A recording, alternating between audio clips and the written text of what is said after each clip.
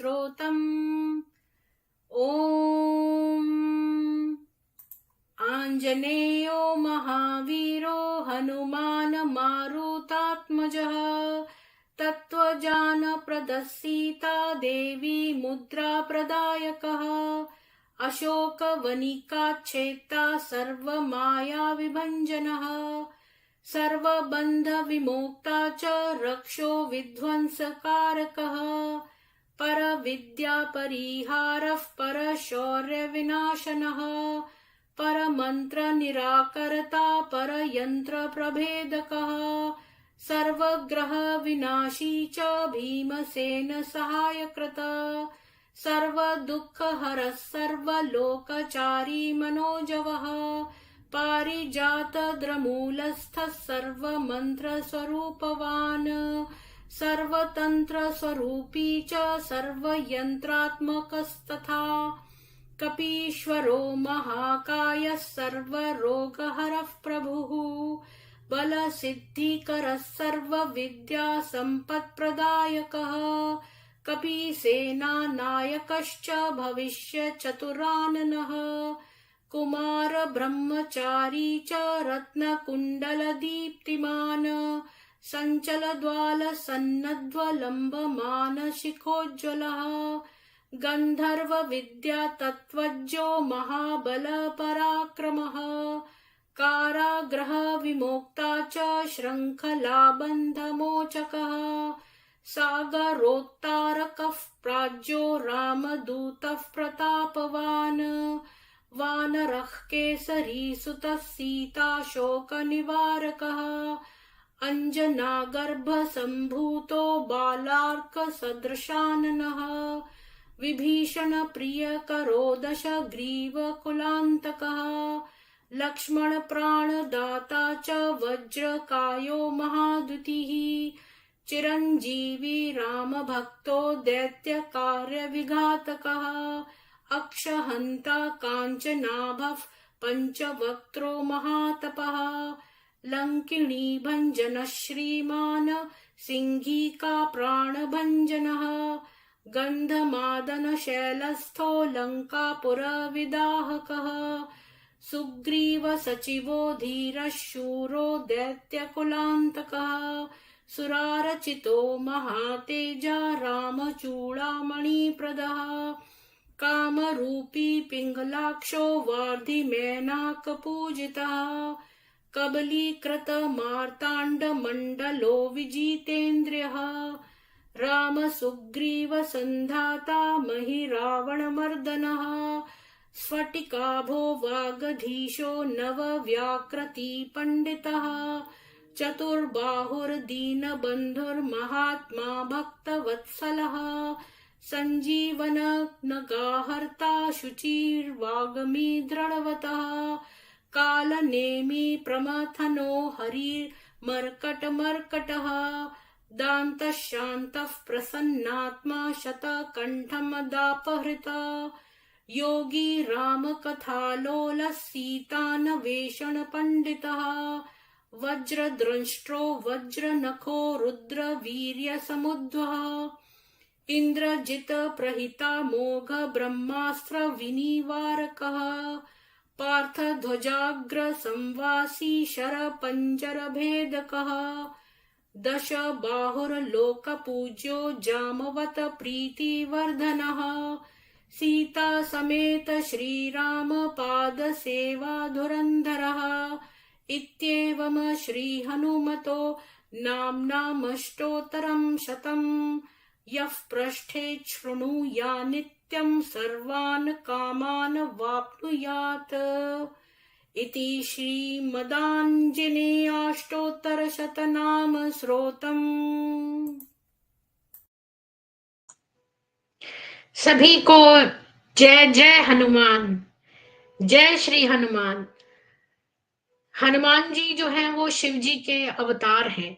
अगर आप लोगों में से किसी को ना पता हो तो हनुमान बाबा, हमें हनुमान बाबा का नाम अवश्य लेना चाहिए। स्पेशली मंजीत सिंह जी जैसे बोल रहे थे कि अगर कल्ट से बाहर निकलना है तो हनुमान बाबा का नाम अवश्य लीजिए। हनुमान बाबा आपको सब भूत प्रेतों पिशाचों से मुक्ति दिलाएंगे। तो आप सभी का बहुत बहुत साधुवाद।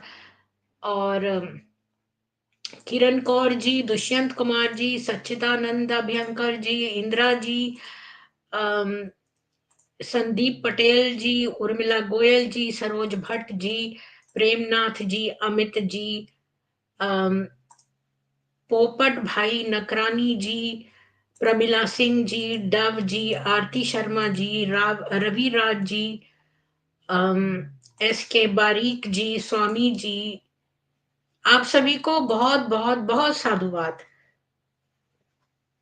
तो मैंने कल बड़ी अच्छी चीजें बनाई, क्योंकि दशहरे के अवसर पर मैंने सोचा मैं कुछ अच्छा बनाऊं। कल मैंने कद्दू की सब्जी बनाई, और हमारे उसमें बोलते हैं घुइयां, जो अरबी है उसको, वो बनाई। अकेले ही खाई मैंने, लेकिन मैंने बनाई। और थोड़ा सा मैं दे देती हूँ अपनी यामी को। तो और पूड़ी बनाई मैंने। बबीता जी, आपको भी जय श्री राम। अमित जी, जय श्री राम। तो आज का मैंने सोचा, मेरे को रोज ही सोचना पड़ता है कि क्या टॉपिक रखूं। तो मैंने आज का टॉपिक रखा है, 10 वर्षों से एक समर्पित ब्रह्म कुमार है, उसने ब्लॉग में लिखा है कि उसके साथ क्या छेड़खानी हुई। ये उसी के शब्द है, मेरे नहीं है। ये उसी ने शब्द यूज किए हैं कि मेरे साथ क्या छेड़खानी हुई, मुझे क्या ट्रैप करा गया, जाल बिछाया गया, मेरे साथ सेंटर पर क्या दुर्व्यवहार हुआ। तो आइए उसको पढ़ते हैं। और बिंदिया जी, मवानी जी, आपको भी राम राम। कोई अगर आके पढ़ना चाहता हो तो मुझे बता दे, तो मैं लिंक दे दूंगी उसके लिए, पढ़ने के लिए। तो नहीं तो मैं पढ़ती हूँ।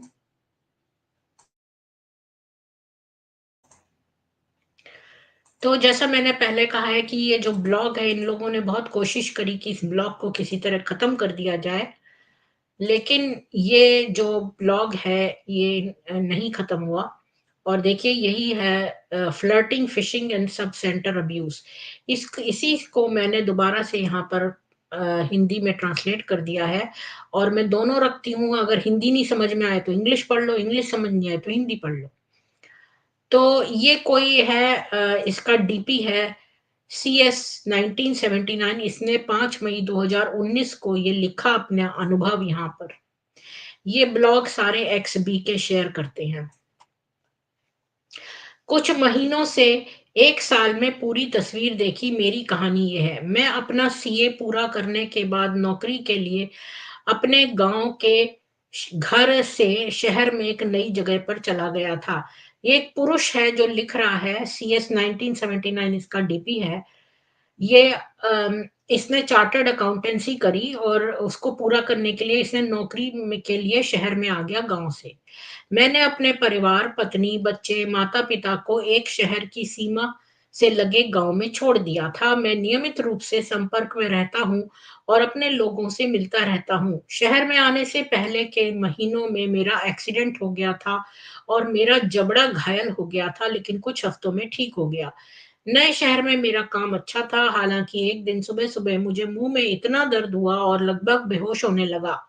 महिला सहयोगियों में से एक, करिश्मा, ने स्थिति के माध्यम से मदद की और मुझे 2 सप्ताह की अवधि में स्वास्थ्य के लिए वापस नर्सिंग करना शुरू कर दिया। उसने अपने पति को सूचित किया और मुझे अपने घर के करीब शिफ्ट कर दिया और मेरे खाने का ध्यान रखना शुरू कर दिया। बदले में मैं उन्हें अच्छी तरह से भुगतान करता था, यानी ये पेमेंट देता था बदले में। और इसने जो एक लड़की थी करिश्मा, ये इसकी जो थी वो कोलीग थी। ये बहुत लंबी नहीं है स्ट्रीम, तो आप लोग ध्यान से सुनिएगा कहानी। ये लड़का चार्टर्ड अकाउंटेंसी करने के बाद गांव से शहर में मूव हो गया। वहां पर एक दिन इसको मुंह में, जबड़े में बहुत दर्द हुआ कि लगभग बेहोश होने लगा। तो इसको नर्सिंग होम में इसकी एक कोलीग ने दाखिल कर दिया। इसके बाद उसने अपने हस्बैंड को जो है वो इन्फॉर्म कर दिया और उसके घर के करीब ही एक मकान में शिफ्ट कर दिया और उसके खाने का ध्यान शुरू कर दिया। बदले में मैं उन्हें अच्छी तरह से पेमेंट करता था और नियमित रूप से उपहार आदि खरीदता था। उनके घर में ये प्रतीक और रोशनी और फोटो थे। ये क्या मतलब है? प्रतीक और रोशनी और फोटो। अच्छा अच्छा, ये मतलब बीके के मतलब बीके का सिंबल लगा हुआ था उसके घर में, करिश्मा के। और जो रोशनी, वो जो बल्ब वाली चीज होती है ना, वो लगी हुई थी। और फोटो भी था वो लेखराज का, जो मुझे सुझाव देते थे कि वे बीके के विश्वासी हैं, और उनके अपार्टमेंट के बाहर एक झंडा था। मतलब बीके वालों का अलग कोई झंडा है। मुझे नहीं पता था कि बीके का कोई फ्लैग होता है। देखती हूँ।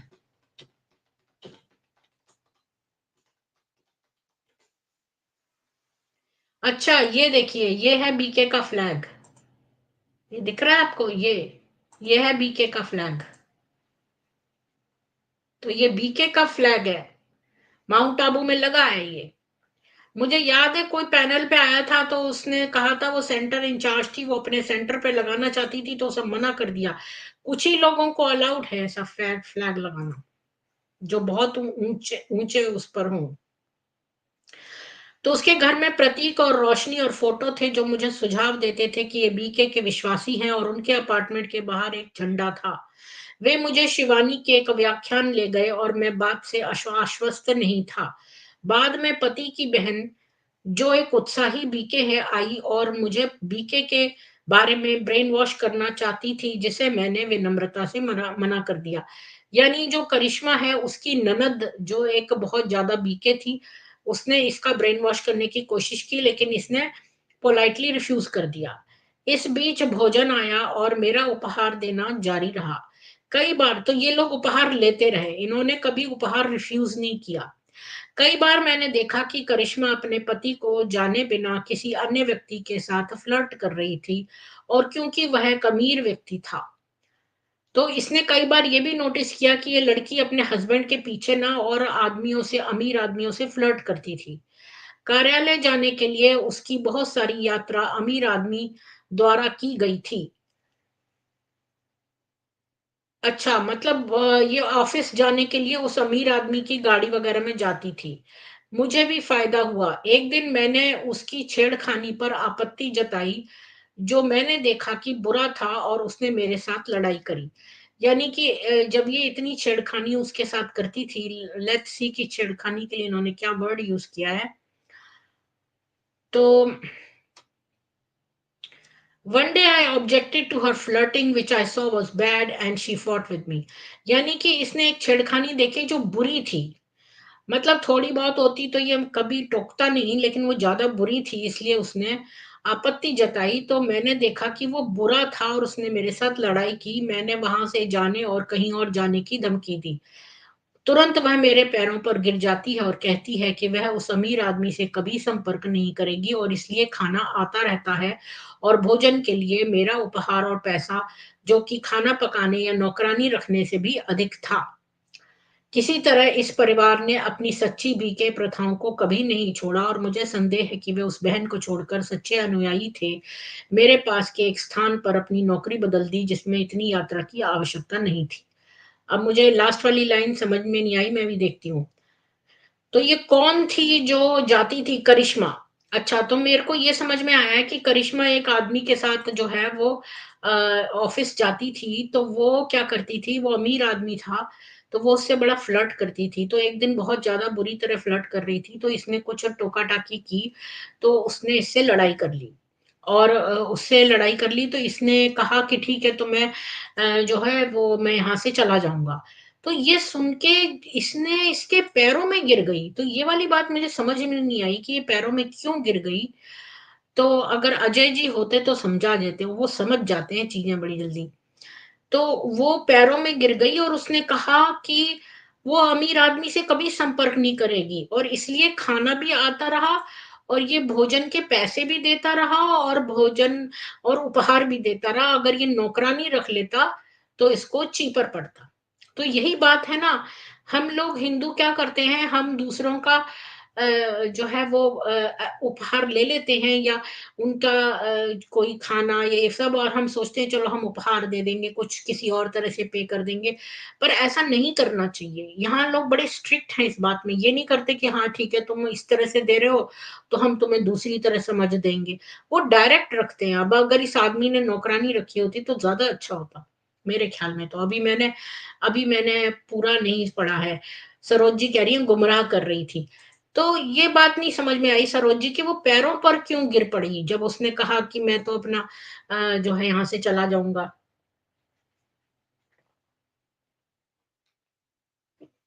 तो इसके जाने से उसको क्यों इतना वो हो रहा है कि वो उसके पैरों पे गिर रही है, ये वाली बात नहीं समझ में आई मुझे। अच्छा, तो खैर ये लोग बड़े बीके के अनुयायी थे पक्के, और इस बहन को छोड़कर मतलब बाकी के लोग बहुत ज्यादा उसका पालन करते थे, सात्विकता का या जो भी। इस बीच वे एक किशोर लड़के को लाए जो अनाथ था और नौकरी चाहता था, इसलिए उन्होंने उसे पास में एक कमरा दिलाया, उसका ड्राइवर लाइसेंस प्राप्त किया, वह अब ड्राइवर है और रसोइया भी है, जिस जिसमें उनके बच्चे की देखभाल करना भी शामिल है।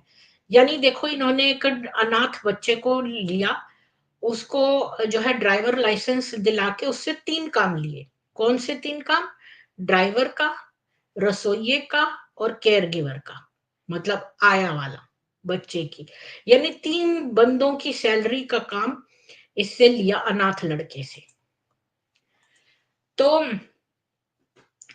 वे सुनिश्चित करते हैं कि वह अपने द्वारा अर्जित वेतन से भुगतान करे।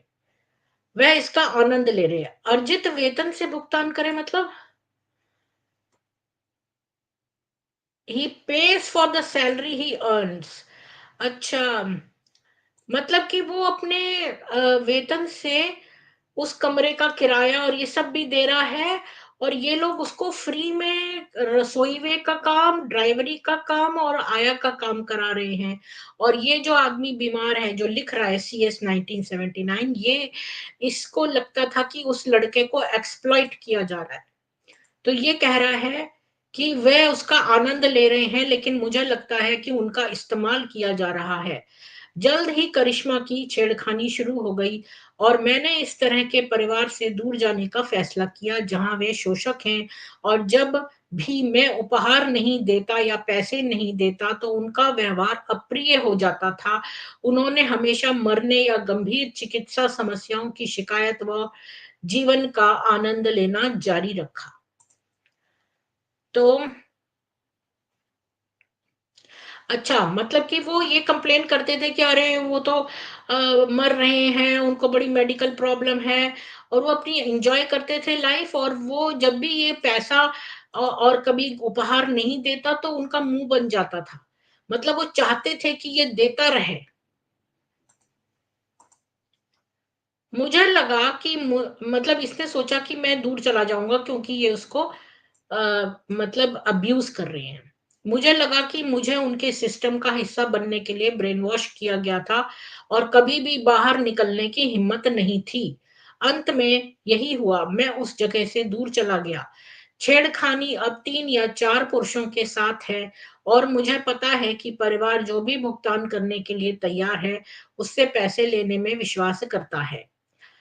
मतलब ये कि अब ये वहां से मूव आउट कर गया, लेकिन वो लड़की जो करिश्मा है वो अभी भी 3-4 आदमियों के साथ फ्लर्ट करती है, और ये फैमिली उसकी जो है पैसा ले लेती है। जो भी पैसा देने को होता है, जो भी आदमी जिससे वो फ्लर्ट करती है उनसे ये फैमिली पैसा रखती है। हस्बैंड हेल्पलेस है उस करिश्मा का, क्योंकि वो करिश्मा की सैलरी पर डिपेंडेंट है। हो सकता है पति कुछ कमाता ना हो, ये करिश्मा ही जॉब करती थी। करिश्मा जो है अपनी एंजॉय करती है लाइफ, और उसको कई बीमारियां भी हैं। बहुत सारा पैसा जरूरत है उन दवाइयों के लिए, तो EMI लिया है, लोन लिया है बच्चों की एजुकेशन के लिए। मैं इसी से हिंदी में ट्रांसलेट करूं तो मुझे ज्यादा आसान पड़ रहा है। तो ये कहता है कि ये वहां से इसने बीमारी का बहाना बनाया, और इसने कहा कि मेरे जबड़े में बहुत दर्द सा है, और उसके बारे में कुछ सैड स्टोरी सुना के ये वहाँ से चला गया। और इसने कहा कि इसको इलाज के लिए पैसों की ज़रूरत है, और फिर इसने कसम खाई कि ये उनसे कभी भी कॉन्टैक्ट नहीं करेगा या कॉल नहीं करेगा।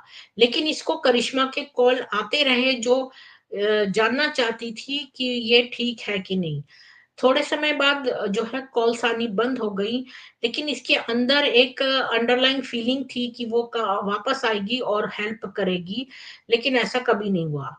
और मुझे पता है कि कैसे इसको हैंडल करें, लेकिन मुझे बड़ा दुख लगता है उन लड़कों के लिए जिनको करिश्मा उल्लू बना रही थी, और जिसके लिए पैसा सबसे ज्यादा जरूरी था।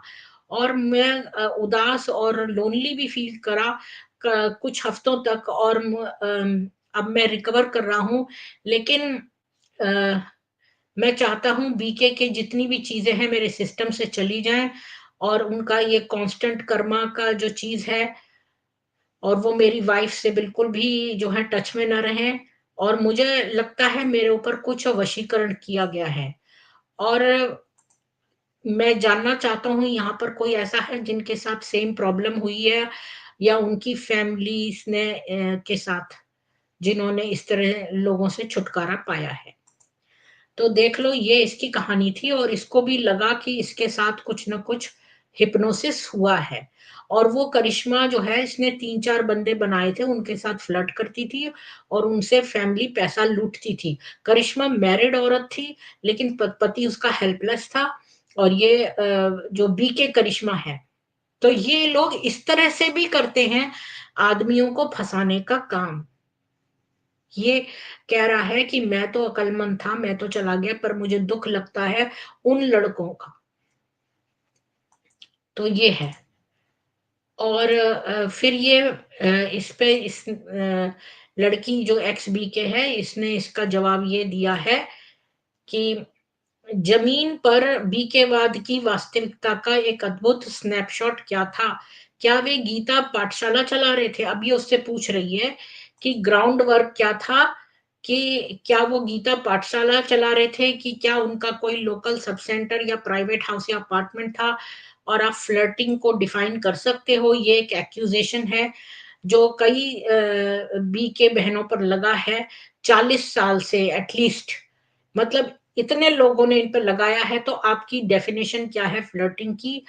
अम, हाँ, जब अगर हम शुरुआत के 1930 और 40s में देखें, तो जो विमेन थी वो फेमिनिटी अपना मतलब जैसे नारीत्व का फायदा उठा के कुछ सर्विसेज लेती थी आदमियों से, और उनको शुगर डैडी चाहिए होता था। शुगर डैडी एक टर्म है, ये बड़ी यहाँ वेस्ट में यूज होती है। मतलब शुगर शुगर डैडी मतलब एक बड़ी उम्र का आदमी जो उस लड़की को डैडी की तरह मतलब केयर करे, उसको पैम्पर करे, ये तो मेरी परी बेटी है, मतलब उस तरह से, पर बेटी नहीं समझ के।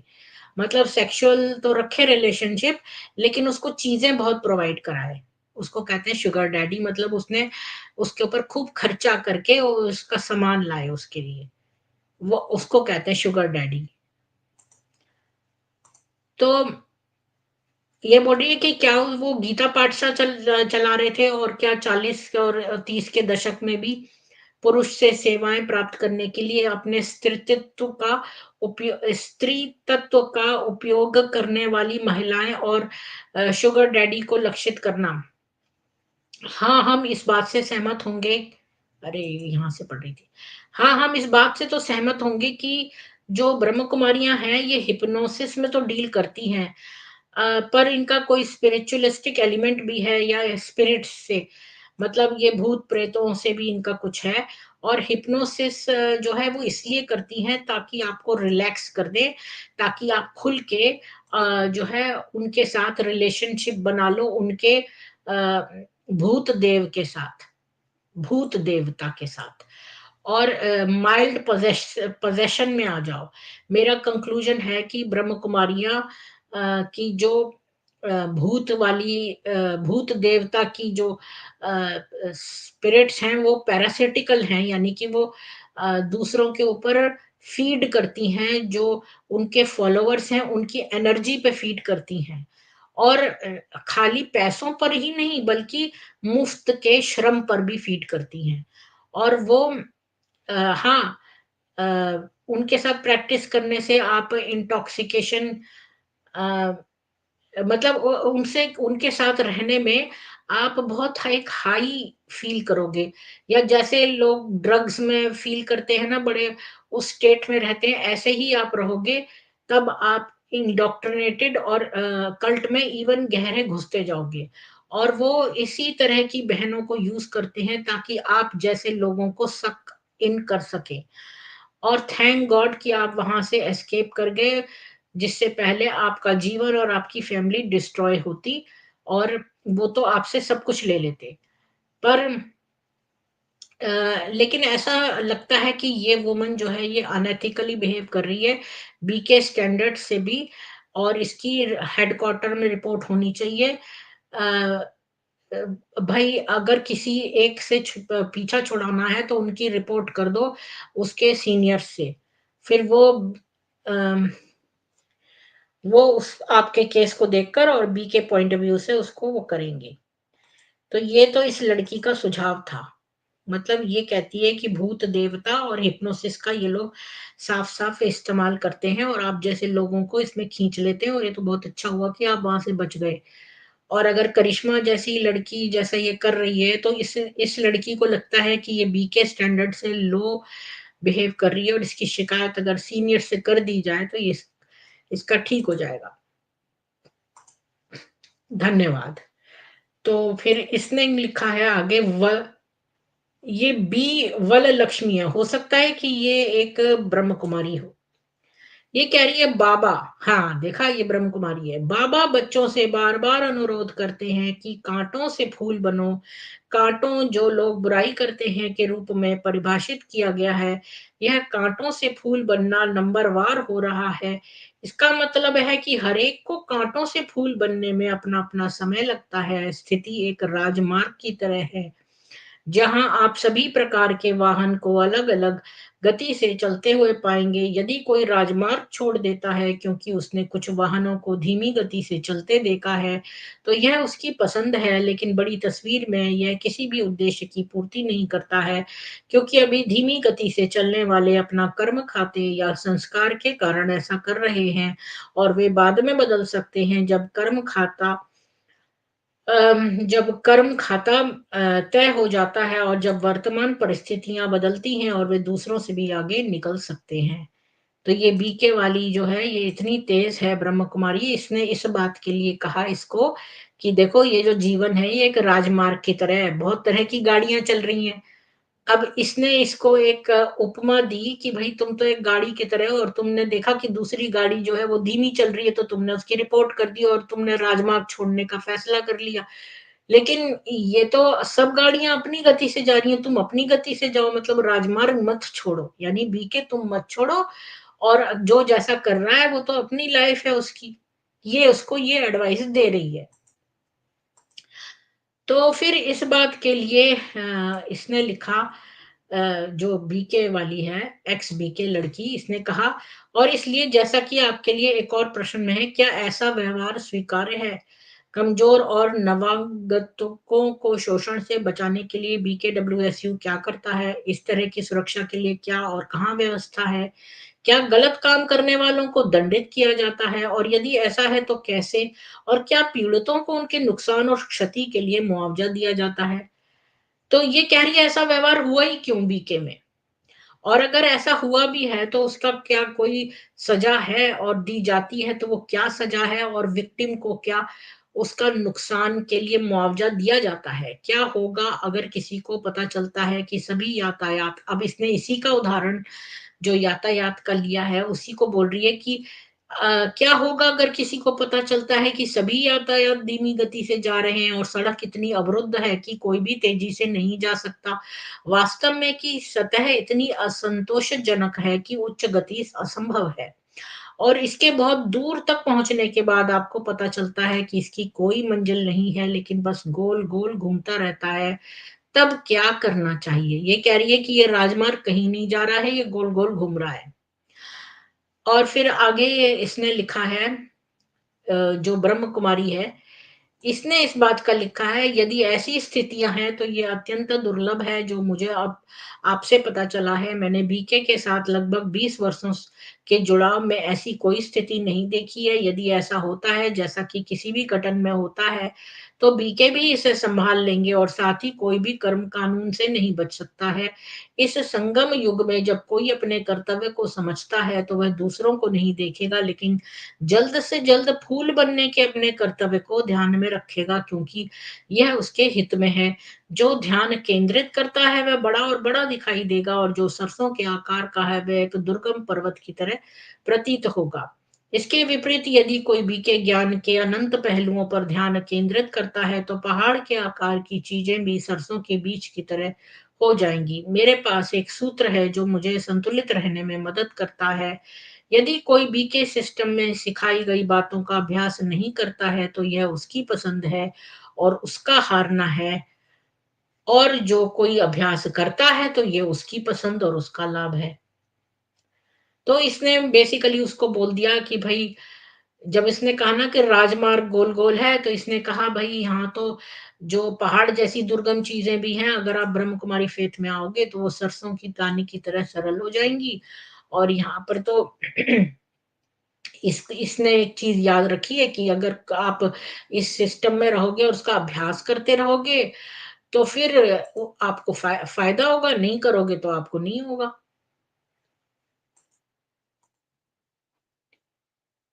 तो फिर इसके जवाब में, अरे ये तो बहुत जवाब और आप चल रहे हैं।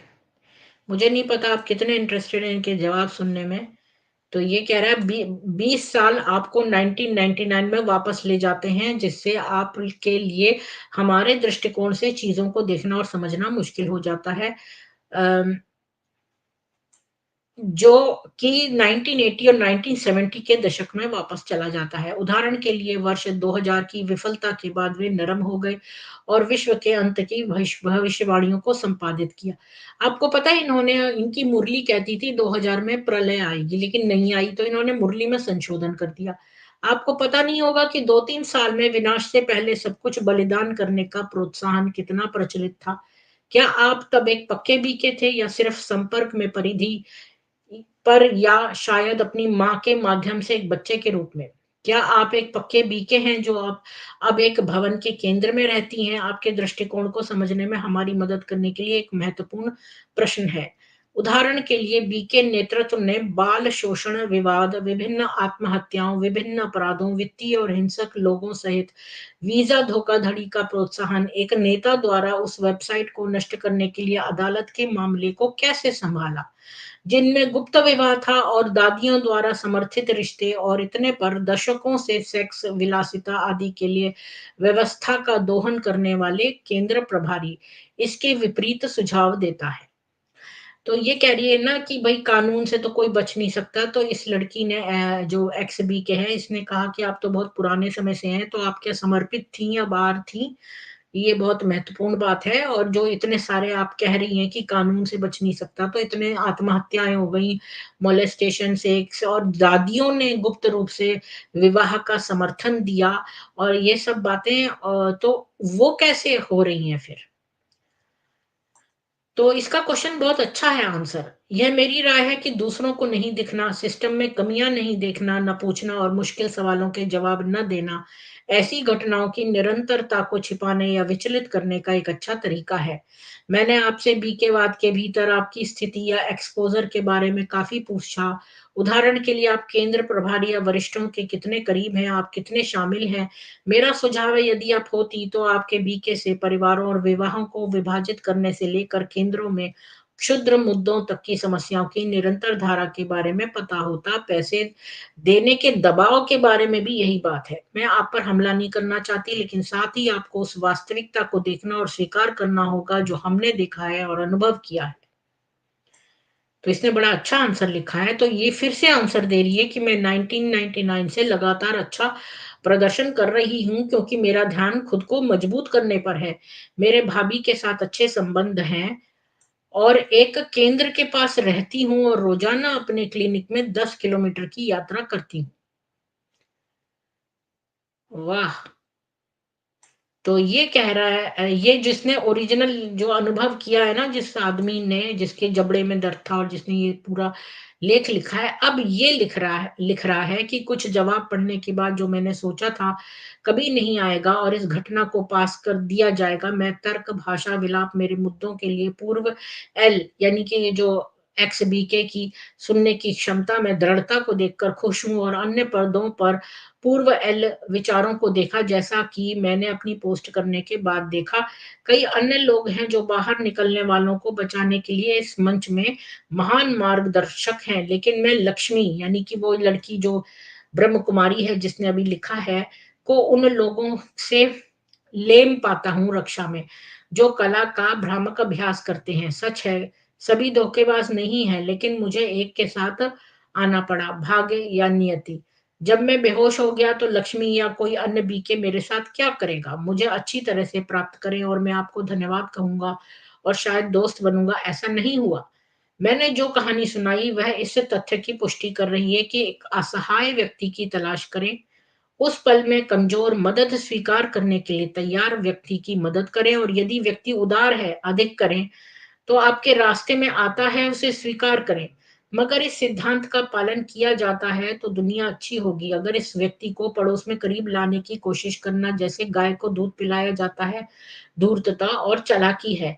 यह गैर बीके सेटअप में भी होता है, लेकिन समस्या ये है कि ऐसे लोग पूरे घर में प्रतीक और ओम कलाकृतियां आदि नहीं लगाते हैं। अगर उन्होंने यीशु की तस्वीर लगाई थी, तो मैं इसे ईसाई धूर्त के रूप में विशेषता दूंगा, या यदि यह कोई अन्य मूल भाव है तो वह धर्म या संप्रदाय होगा। शायद मैंने यही कहानी किसी अन्य मंच या वेबसाइटों पर लिखी होती, लेकिन मैंने कुछ समाधान की तलाश की और इस bk.info साइट पर आया और समय पर और बहुत उपयोगी साबित हुआ। व्यक्तिगत रूप से ये देखने के बाद लोग कैसा व्यवहार करते हैं और काम करते हैं, मुझे पता है कि विभिन्न समूहों आदि द्वारा राष्ट्रों में एक बड़ा धोखा दिया जा रहा है। स्पष्ट रूप से और प्रासंगिक रूप से मेरा कथन संदर्भ बिंदुओं पर शुरू होता है और रुक जाता है, जैसा मैंने अनुभव किया है। आइए कर्म और कविताओं और कहावतों को दूर रखें।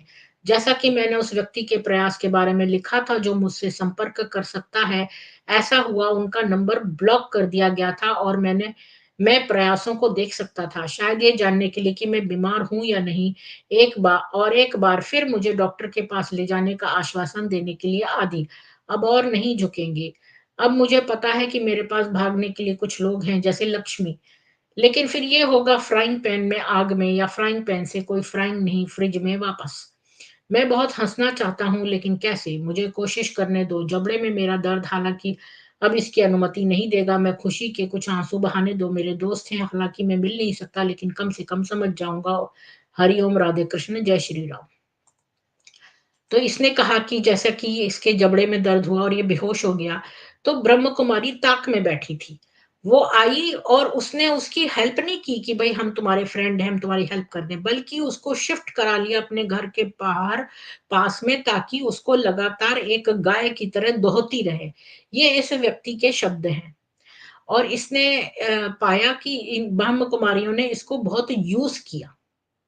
और जब ये कह रहा है कि जो दूसरी ब्रह्म कुमारी यहाँ पर लिख रही है साइट पर कि ये बड़ी अच्छी है और सब राजमार्ग पे अलग अलग वाहन चलते हैं इत्यादि, तो अगर ये कह रहा है, इसने ये उपमा दी कि जैसे फ्रिज से निकला फ्राइंग पैन में था, तो ये बी के लक्ष्मी जो है इसको वापस फ्रिज में डालना चाहती है। मतलब कि फ्राइंग पैन से निकल के दोबारा फ्रिज में चले जाओ तुम। तो ये कह रहा है मुझे इतनी हंसी आ रही है इनकी बातें सुन के, कि पर मेरे जबड़े में दर्द है तो मैं हंस नहीं सकता। तो ये इसने अपनी अनुभव लिखा है कि मतलब ये बेचारा बेहोश हो गया, तो बजाय उसको हॉस्पिटल ले जाएं या उसका कुछ इलाज कराएं, इन्होंने उसको अपने घर के पास शिफ्ट कर लिया और उसको बीके में कन्वर्ट करने के लिए और इससे लगातार खाना बना के खिलाती रही। ऐसे तो ये लोग नहीं ये करना, जब ये दूसरों का नहीं खाते तो उनको खिलाने की क्यों कोशिश कर रहे हैं? ये नौकरानी लगवा देते उसके लिए, ऐसा नहीं है। बल्कि इन्होंने एक लड़के को भी, अनाथ लड़के को वहां रखा, उससे 3 जगह का काम लिया और उससे जो है रेंट भी ले रहे थे। तो उसको यूज कर रहे थे ये। अब किसी और ने लिखा है, पता नहीं ये क्या लिखा है इतना।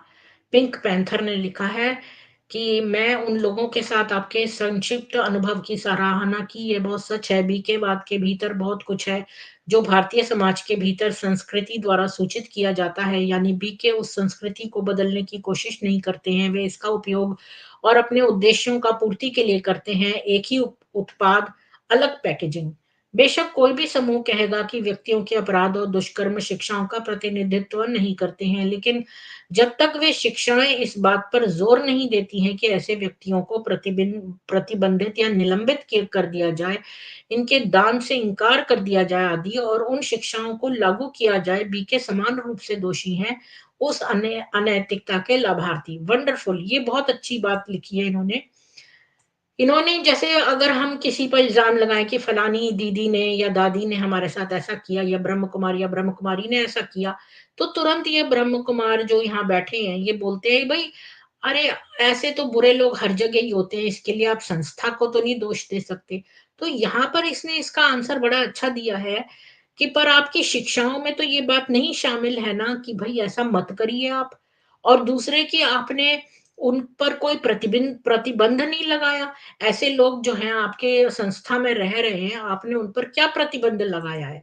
तो इसने बड़ा अच्छा उसको बोला है कि उनको निलंबित कर दिया जाए, मतलब उनकी सेवाएं खत्म कर दी जाए, ऐसा भी नहीं किया।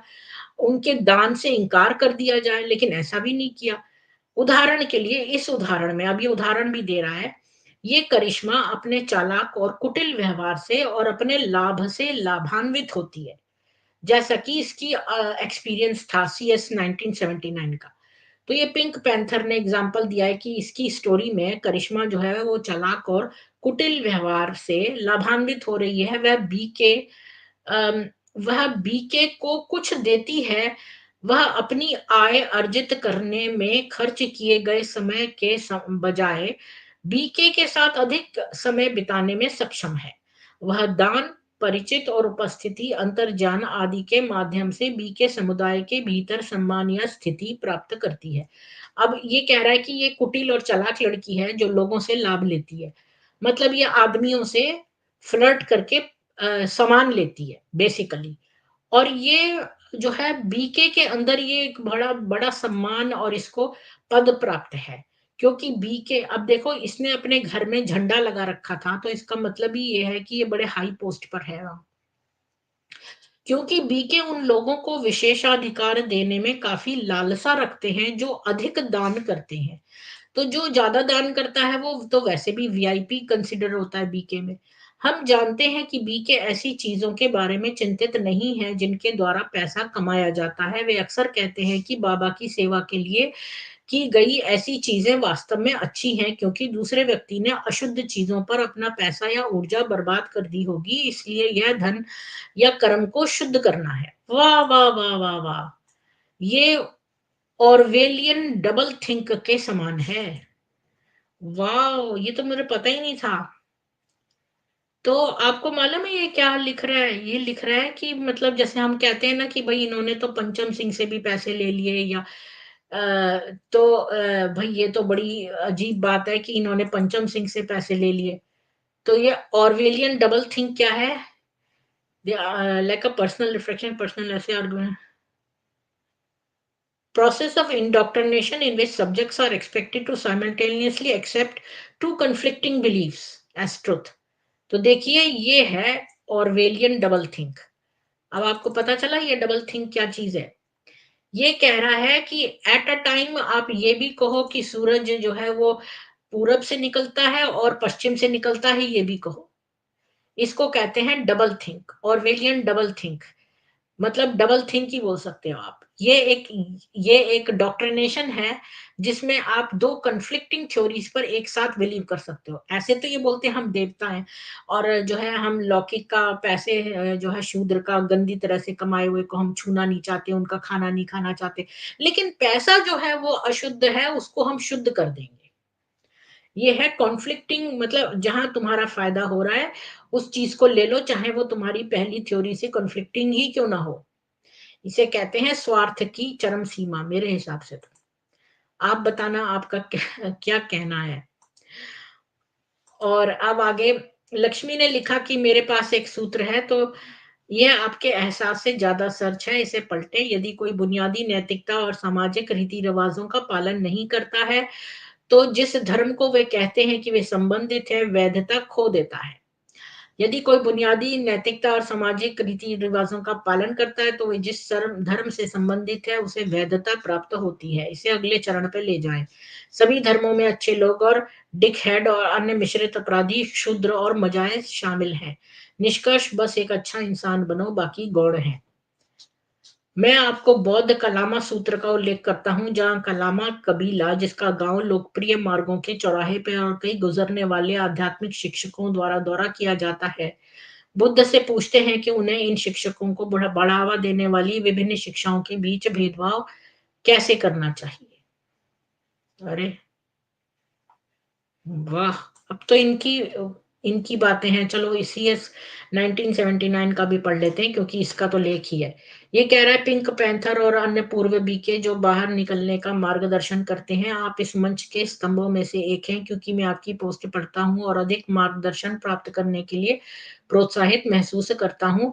खासकर अगर वे चाहते हैं मैं उनके साथ फिर से दोस्ताना रहूं, तो आप क्या करते हैं? मैंने कनेक्शन नहीं तोड़े हैं, बस अब शांति से दूरी बनाने की कोशिश कर रहा हूँ और उन्हें ये नहीं बता रहा कि मैं उनसे दूर रहना चाहता हूँ। मैं जानना चाहता हूँ वे क्या तरकीबें और आकर्षण अपनाएंगे, ये देखने के लिए मैं उनके साथ वापस आ गया हूँ।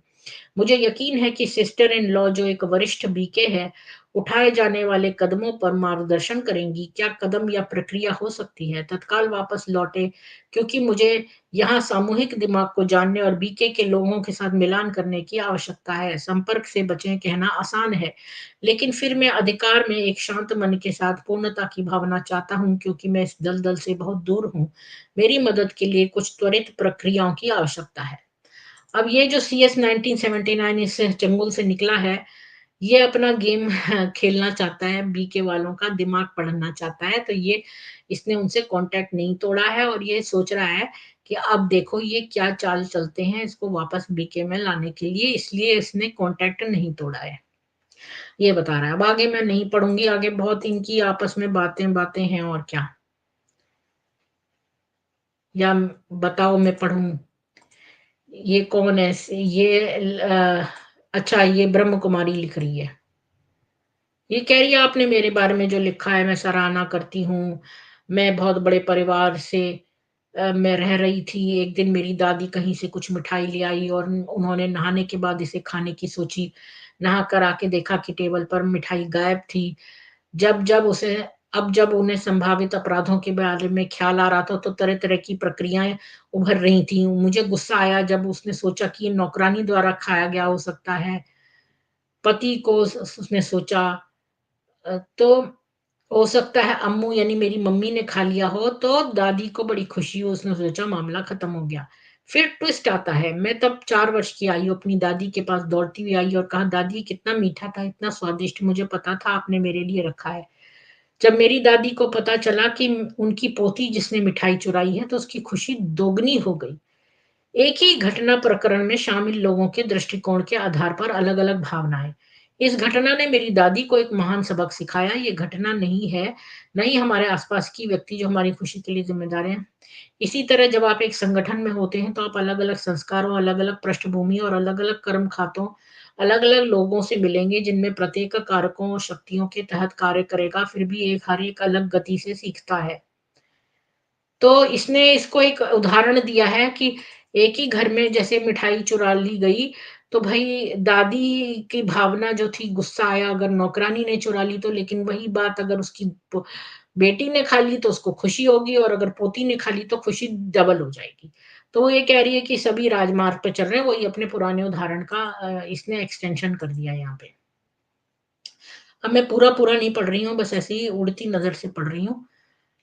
तो ये CS 1979 लिखा है। आपको मेरी पोस्ट समझ में नहीं आई, मैं संगठन की बात नहीं कर रहा हूँ। वे वही कर सकते हैं जो उन्हें प्रसन्न करता है। आप अद्वितीय हैं, मैं सिस्टम में कभी नहीं आया, मैं एक बाहरी व्यक्ति हूँ, लेकिन मुझे उपयोगी संसाधन के रूप में रखा जा रहा था। तो ये इसकी बात को नहीं समझी। ये लोग, इनमें एक बीके वालों में एक खास बात है, ये अपनी ही बात कहते हैं, दूसरे की बात नहीं सुनते हैं कि वो क्या पूछ रहा है। ये कह रहा, इसको ये बुरा लग रहा है कि इसको अब्यूज किया गया। ये एक बाहर का व्यक्ति था, ये उस संगठन का हिस्सा था ही नहीं। तो इस बात पर बजाय कि ये सॉरी फील करे, तो ये उसको इस तरह के प्रवचन दे रही है कि भाई एक ही संगठन में सब लोगों का क्या-क्या भावनाएँ हो सकती हैं। तो फिर बीके वाली ने दोबारा लिखा कि मैं सुझाव दूँगी, मैंने जो लिखा है उस विवरण के पीछे सिद्धांत को देखें। आज से मैं तुम्हें अपने ध्यान में रखूँगी, और ये सब बातें लिख रही है इसको, लीपापोती कर रही है।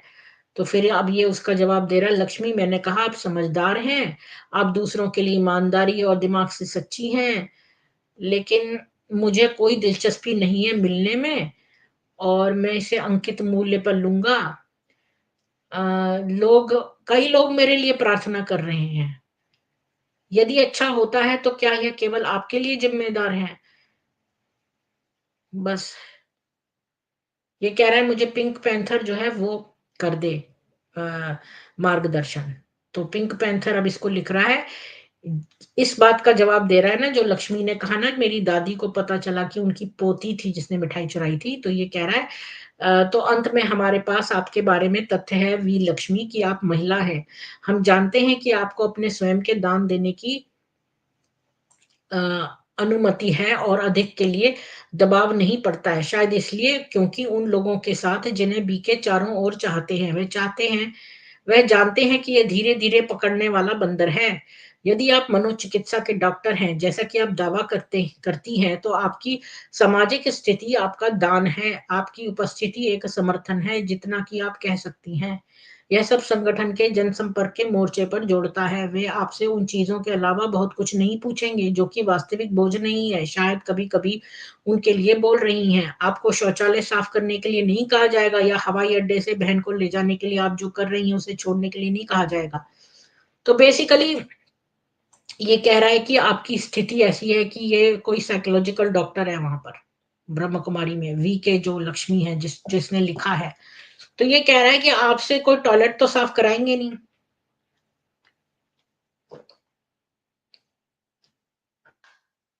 ये बात सही है। इसका अपना जो व्यू है, ये बड़ा ही सिलेक्टिव व्यू है, क्योंकि ये बीके में एक सर्टेन पोज़ीशन होल्ड करती है। ये आम बीके नहीं है। करिश्मा जैसी कोई जिसका सीएस 1979 वर्णन करता है, शायद उसके पास अपने आप में वह सामाजिक पेशेवर स्थिति नहीं है, इसलिए वह बीके द्वारा मान्य होने के लिए अपने अन्य कौशल पर निर्भर करती है। यानी कि उसका अन्य कौशल है फ्लर्टिंग, आदमियों को अट्रैक्ट करना, इसका है साइकोलॉजिकल।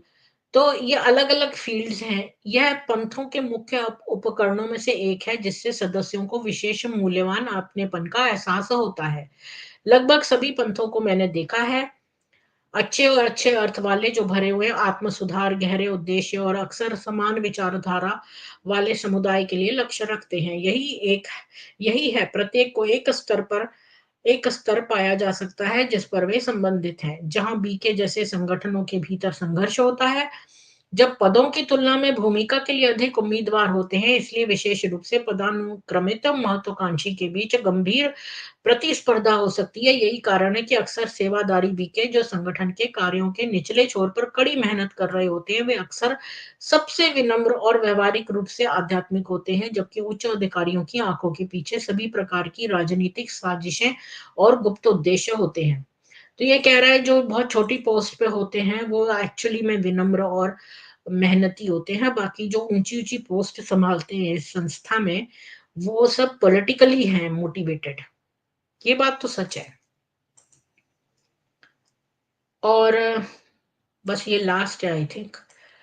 तो यही आगे लिख रहा है पिंक पैंथर, जैसा कि विभिन्न स्थानों में उल्लेख किया गया है कि वह सह-निर्भरता बनाने में माहिर है। आप धन दान करने के लिए आय अर्जक पर निर्भर करते हैं, कौशल और मांसपेशियों को दान करने के लिए।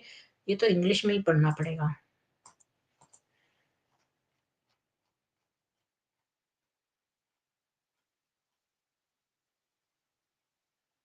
अब ये कह रहा है कि ये तो कोडिपेंडेंसी क्रिएट करते हैं, कि जो लोग जिनकी अच्छी आय है, सैलरी है, वो तो वेल्थ डोनेट करते हैं। जिनके पास अपनी मसल पावर है, वो अपना परिश्रम करते हैं। कुछ लोग टाइम और एनर्जी डोनेट करते हैं, और जो लोग प्रोफेशन करते हैं, जैसे मतलब डॉक्टर हो गए वगैरह वगैरह, तो वो वैसे करते हैं। सोसाइटी की सेलिब्रिटीज हैं, वो स्टेटस और एंडोर्समेंट से करती हैं। तो आपके पास कुछ अट्रैक्शन या रिलेशनशिप है, इसलिए आप नहीं, नहीं तो नहीं आप पूछती। मेरा सजेशन ये है कि आप देखो कि क्या गेम्स प्ले हुए हैं और आपको भी प्ले किया गया है, और आपने भी दूसरों को प्ले होते देखा है। मेरा एक रिलेटिव है, इसको मैं हिंदी में पढ़ लेती हूँ। मेरा एक रिश्तेदार है, जो वो अकेला हो जाता है, पुराने दोस्तों के पास वापस जाता रहता है, जो वास्तव में उसके लिए बुरी कंपनी है। लेकिन ये पुराने दोस्त सिर्फ उसका इस्तेमाल करते हैं, वे पैसे उधार लेते हैं, जो वे कभी वापस नहीं चुकाते हैं। वे उसकी चीजें लेते हैं और हाँ, उसके साथ कुछ दवाएं साझा करेंगे और उसे उच्च प्राप्त करेंगे, फिर उसे और भी अधिक ड्रग्स खरीदने के लिए प्राप्त करेंगे आदि। वे उसे खरीदारी करने के लिए प्राप्त करेंगे, क्योंकि वो उसे पकड़े जाने का जोखिम लेना पसंद करते हैं। क्या मतलब है इसका?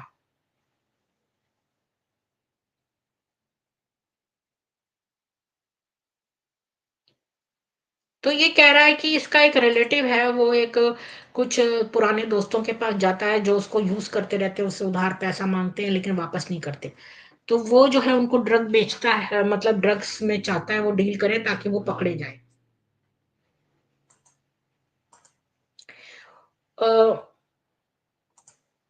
उसकी इमोशनल वल्नरेबिलिटी जो है वो उसको टारगेट बनाती है ऐसे लोगों का।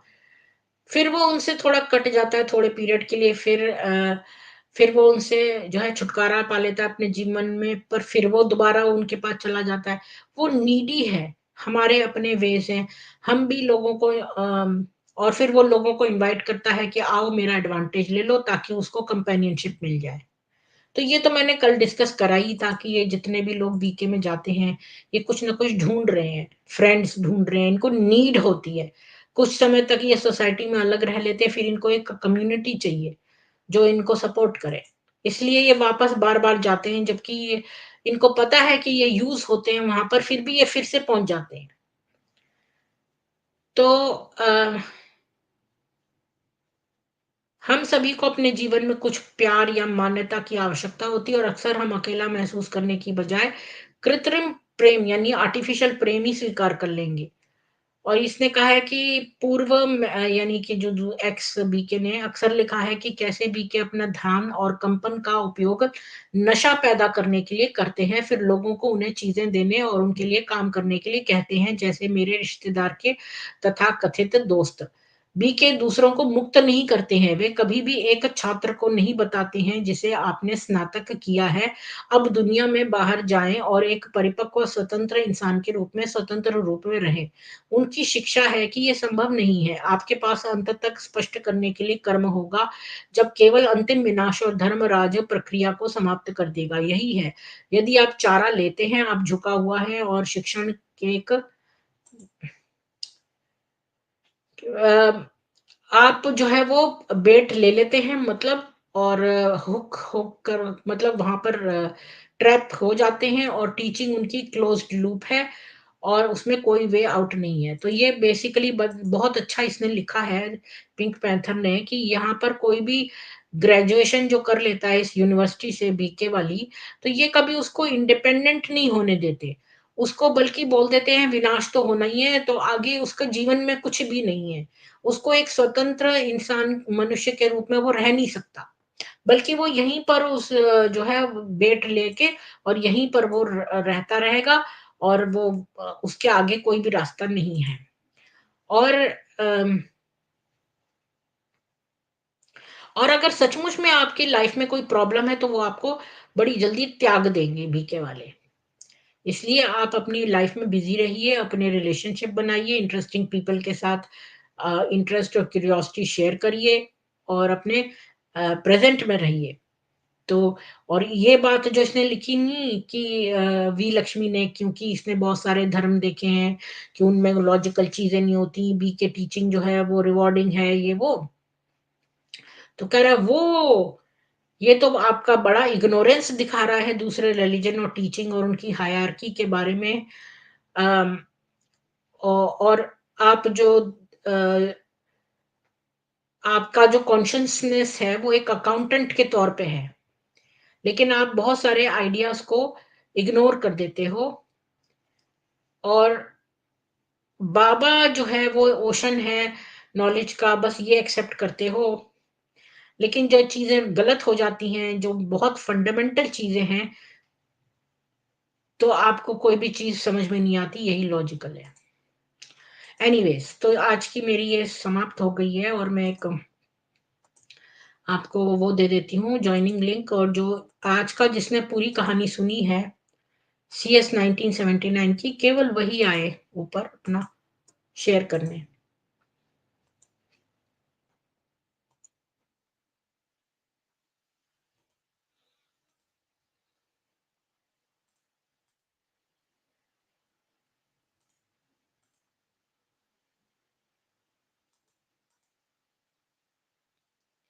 जी।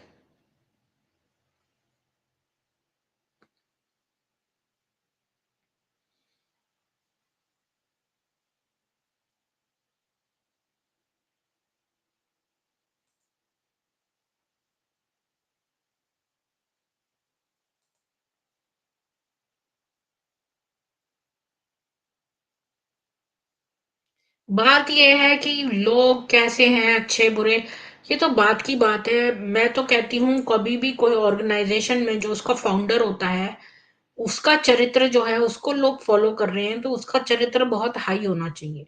जिसका संस्थापक ही पेडोफाइल है, तो वो संस्था के बारे में और क्वेश्चन का पूछने का मतलब ही नहीं है कोई। वो संस्था है ही बुरी। अब वो संस्था अच्छी बातें सिखा रही है, तो उससे कोई फर्क नहीं पड़ता। उससे कोई फर्क नहीं पड़ता कि कोई मोहम्मद अच्छी बातें बोले किसी को, क्योंकि मोहम्मद एक पेडोफाइल था। उसके पद चिन्हों पे चलकर लोग पेडोफाइल ही बनेंगे, जैसे वीरेंद्र देव दीक्षित उसके पद चिन्हों पे चल के पेडोफाइल ही बना।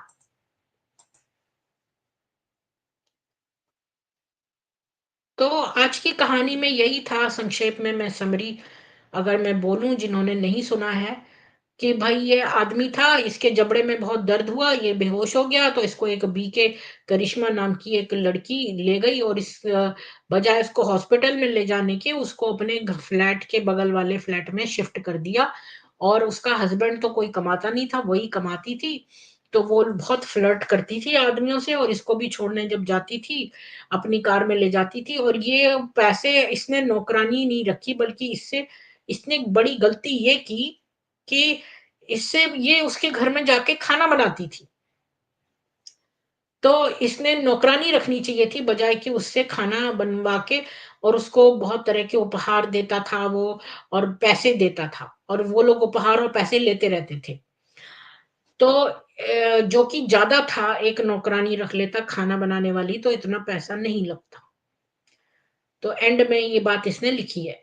तो इसने जो है सोचा कि मैं इनसे ये फायदा उठा रहा हूं, तो मैं इनको इस तरह समझ दूंगा। ये बात सही नहीं है। एनीवेज, तो एक मिनट, एक बात मैं आपको बताऊं। एक बार मैं बहुत पुराने जब घर में रहती थी, सेकंड,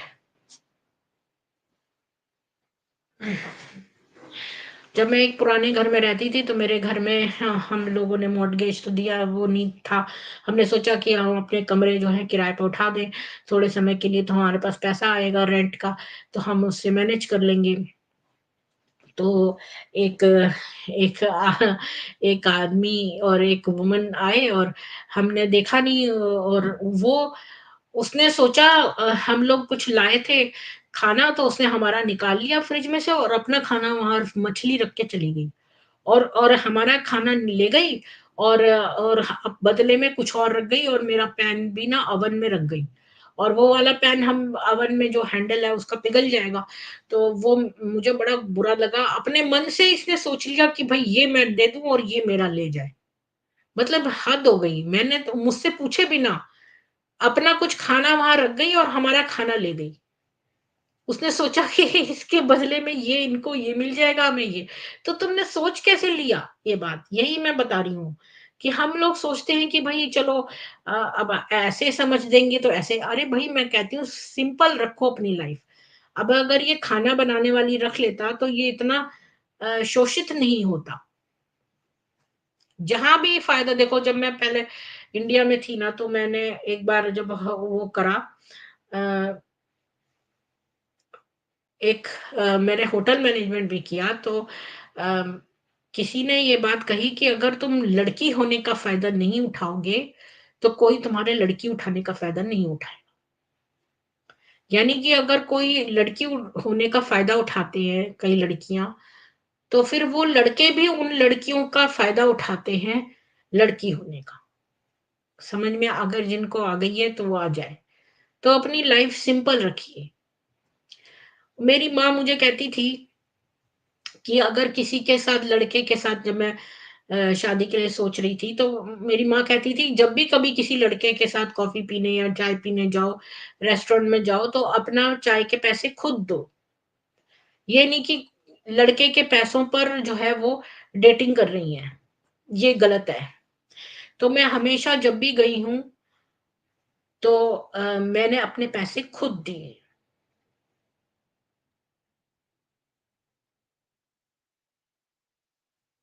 पैसे होते नहीं थे और मैं इतनी बार गई भी नहीं हूँ। लेकिन 2 बार मैं गई हूँ और मैंने दोनों बार अपने पैसे खुद दिए। एक बार तो मेरे पास पैसे नहीं थे तब भी मैंने किसी तरह पैसे दिए।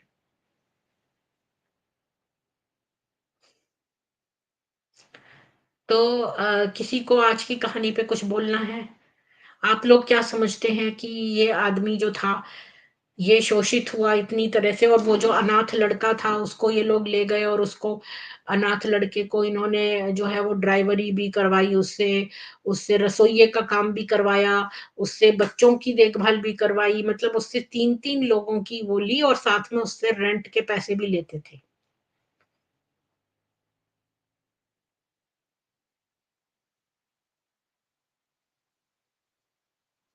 अब देखो आपने मूर्ति ने एक वो डाला जाल और उसमें बहुत लोग फँस गए। अब आप सब लोग मूर्ति से बात करने लगे, क्योंकि उसका पर्पस ही ये था कि वो आपको यहाँ पर बातों में इन्वॉल्व करे। कि जैसे मोमिन भी आते हैं ना, तो इसको क्या कहते हैं मेरे को याद नहीं आ रहा, इसको एक चीज कहते हैं कि आपको अट्रैक्ट करके कोई प्रोवोकेटिव बात बोले ताकि आप कुछ आंसर करें। मैंने ये बात बताई भी है अपनी स्ट्रीम में पहले। ये लोग ऐसा करते हैं ताकि आप धीरे धीरे इनसे बात करते में, हाँ, आपकी ऊर्जा खींचने के लिए, ये आपकी एनर्जी सक करने के लिए आया है।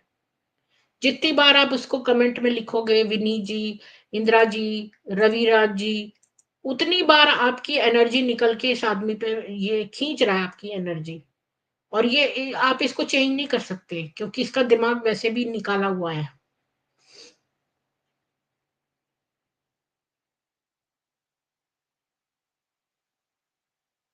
देखो कितने लोग फंस गए इसके एनर्जी के उसमें। ये पिशाच है। पिशाच आपकी ऊर्जा खींचने आते हैं। जब पिशाच को आप देखते हैं तो क्या उससे बातचीत करेंगे या दूर भागेंगे? ये लोग, सरोज जी, ये एनर्जी वैम्पायर्स है, इसको भी नहीं पता, ये जरूर विक्टिम है। लेकिन आपने देखा होगा ये जो आपने भूत वाली पिक्चरें देखी हैं, उसमें भूत जिसको काटता है वो फिर उस वो भी भूत बन जाता है। आपने कभी देखा है भूत वाली पिक्चरें? तो वो जितने समय तक वो उसका खून पीता है ड्रैकुला, तो वो जिसका भी खून पीता है तो वो खून पी हुई लड़की भी ड्रैकुला बन जाती है। ऐसे बहुत सारे ड्रैकुला घूम रहे होते हैं। तो और इसके बाद उनका कैसे वो होता था, वो एक एक लोहे की कील लेके उनके जो कॉफिन होता था उसमें उनके जो छाती पर वो कील गाड़ता था, तब जाके वो बंद होता था। मतलब ड्रैकुला मरता था, वरना वो जीवित रहते थे। और जिसको भी ड्रैकुला काटते थे वो सब ड्रैकुला बन जाते थे। अब ये ड्रैकुला जो कट गए हैं वो विक्टिम जरूर हैं, लेकिन वो आपको काट लेगा तो फिर इसके बाद आपका भी वही हाल होगा और आपको पता भी नहीं चलेगा। ये एनर्जी वेम्पायर्स हैं। ये आपको प्रवोक करेंगे, यहाँ पर कुछ ऐसा लिखेंगे जिससे आपको गुस्सा आएगा, फिर आप उसको समझाने के लिए कुछ लिखोगे। ये मैंने बड़े समय बाद समझा, पहले मैं हर मोमिन के साथ बहस करती थी, फिर मैंने देखा कि ये तो ऊर्जा खींचने वाले राक्षस हैं बस। ये कोई तर्क करने वाले नहीं है। अगर ये वाकई में तर्क करने वाला होता तो ये पैनल पे आता, लिंक मैंने दे रखा है।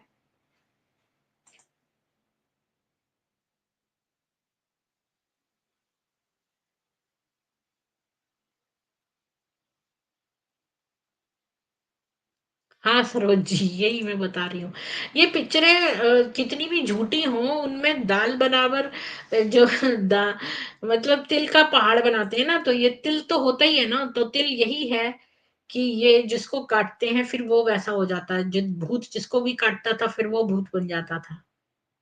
तो ये वाली बात सही है।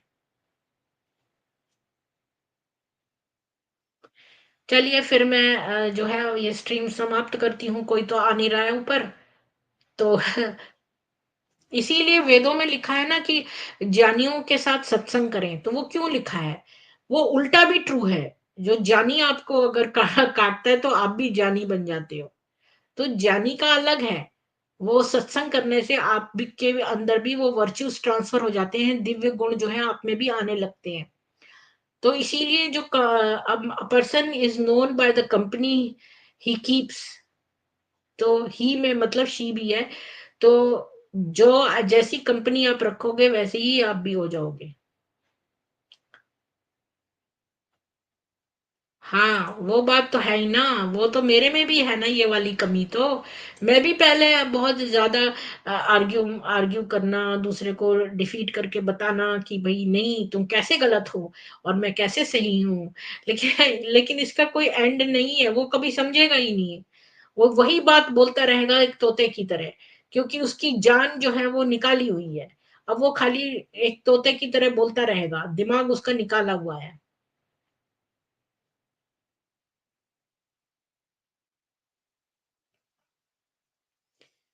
तो इसीलिए कोई फायदा नहीं है। मैंने तो अभी इनको लोगों को इग्नोर करना शुरू कर दिया है। इनको इग्नोर करना बेस्ट है। अगर ये वाकई में कोई तर्क करने में तेज हैं तो ये पैनल पे आके बात कर सकते हैं, क्यों नहीं आ रहे? मैंने तो लिंक दे रखा है।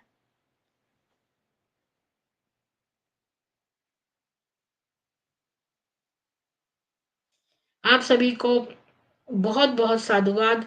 और जो मैंने नया ये हनुमान जो जी का जो लगाया है अष्टोत्तर शतनाम, तो वो आप जरूर जो है वो सुन लेना।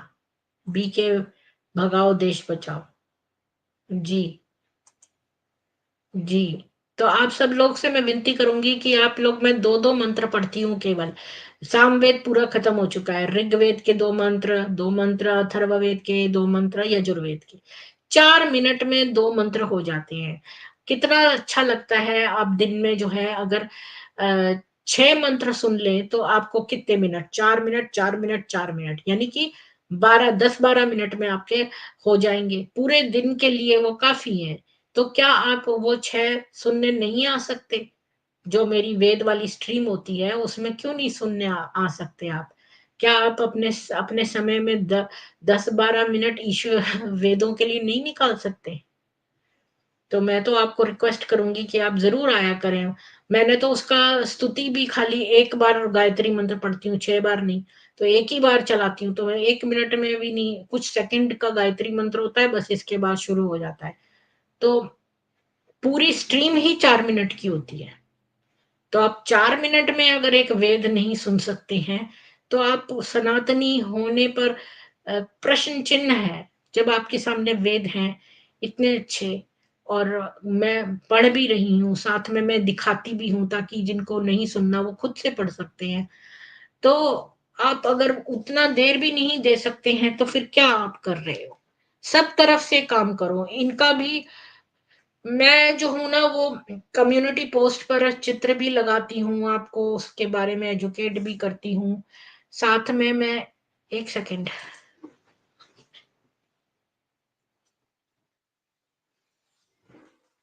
साथ में मैं आपको वेद भी सुनाती हूँ, साथ में मैं इनका काट भी करती हूँ। तो तीनों तरह से चलिए।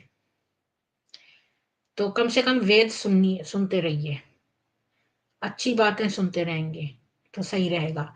सरोज जी आती हैं और सत्य सनातन वैदिक धर्म भी आते हैं और अशोक काटला जी भी आते हैं और अनमोल पीर जी भी कभी-कभी आते हैं, ईशान जी आते हैं।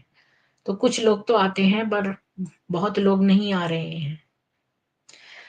तो आप लोगों को कुछ कहना है तो फिर आप आ सकते हैं स्ट्रीम पर, नहीं तो मैं ये।